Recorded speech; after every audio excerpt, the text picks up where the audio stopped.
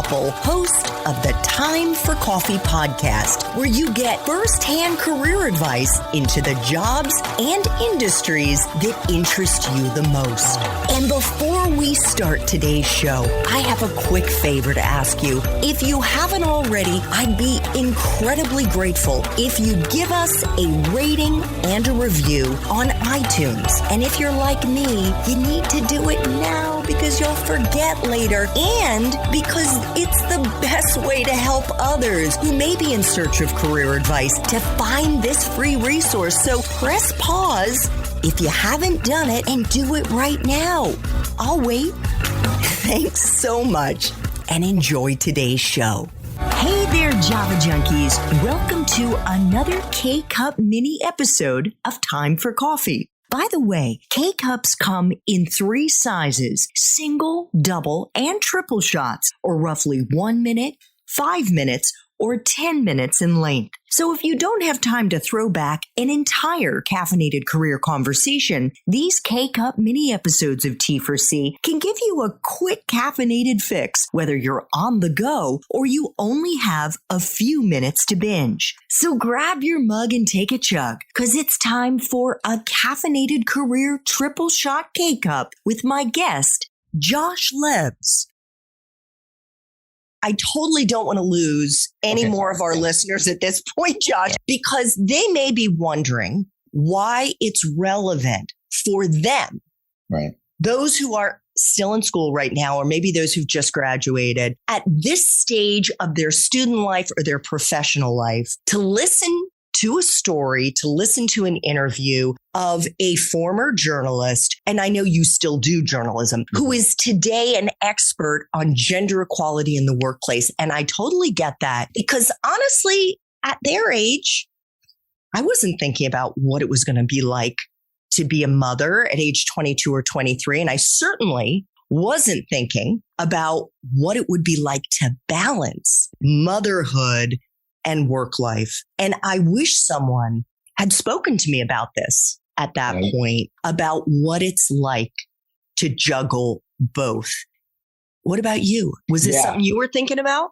No, not at that age. I'll tell your listeners 2 things right now. One, you can create your entire career, which you and I will talk about. And it's a whole different way to approach a career. And that's what I'm doing now, something I created. But also, in terms of gender equality, I say this in my speeches that when I was in college, the way all of us spoke about our futures, it was on an assumption that we would be able to have careers and families. And now is the time for you to learn that the workplace has not updated the way the society has.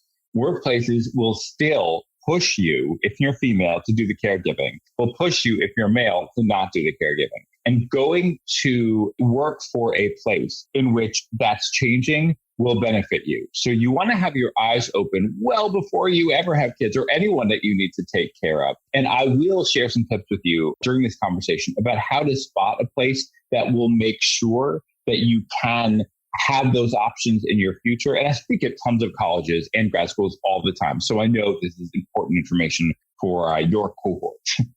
Awesome. So before we get into how you became a gender rights activist and a leading voice for modern dads at work, let's flash back, Josh. Josh Levs, this is your life. You went to Yale University, where you majored in comparative literature, in comp lit.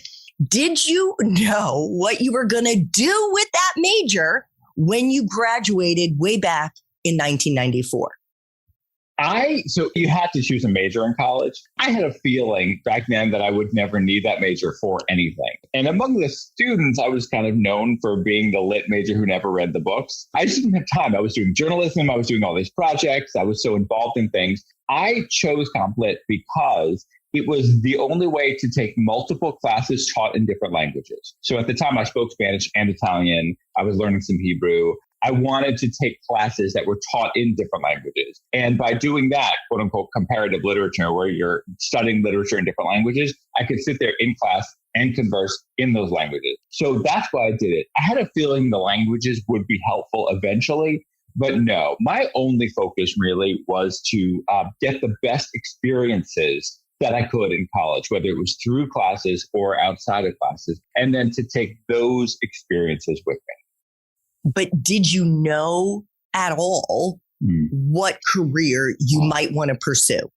Yes, I knew in my head that I was going to pursue broadcasting. I didn't tell anyone. And at Yale, there was no TV station. There were some newspapers and stuff. I did some magazines and writing. I knew I wanted to do broadcasting. And so I knew that learning to be a good communicator in general would be really important. So languages helped because they got me thinking about communication.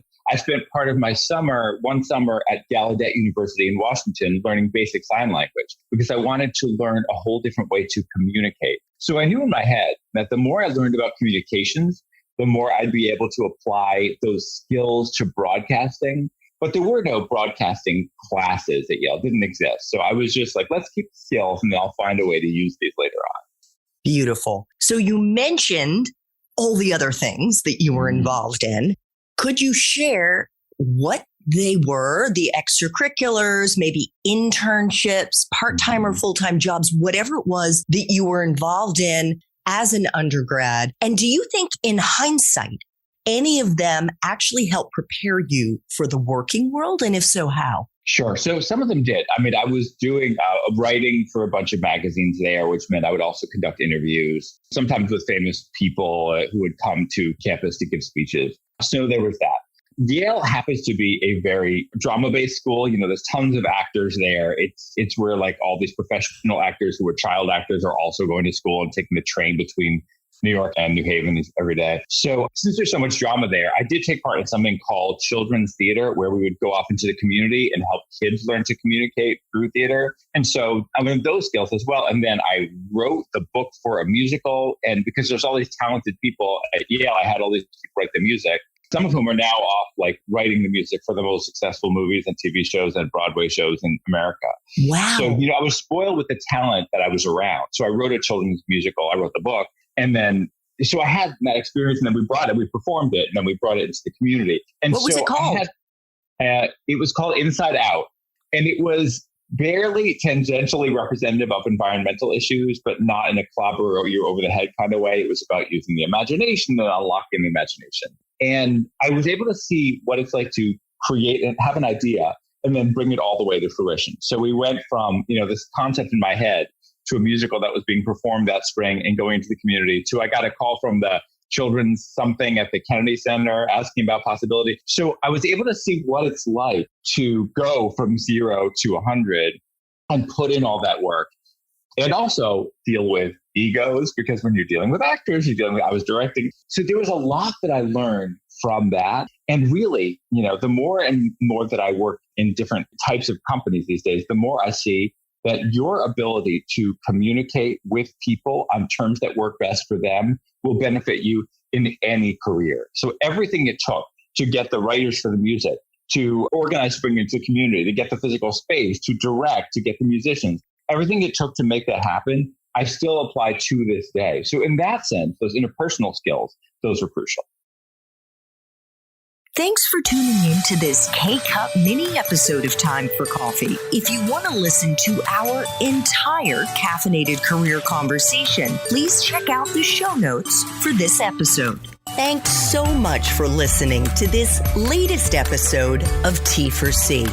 And if you're interested in learning more about my coaching services for confused college students and recent grads, feel free to check out the Time for Coffee website under the coaching tab at time4coffee.org or text me at 202-236-5712. That's 202-236-5712.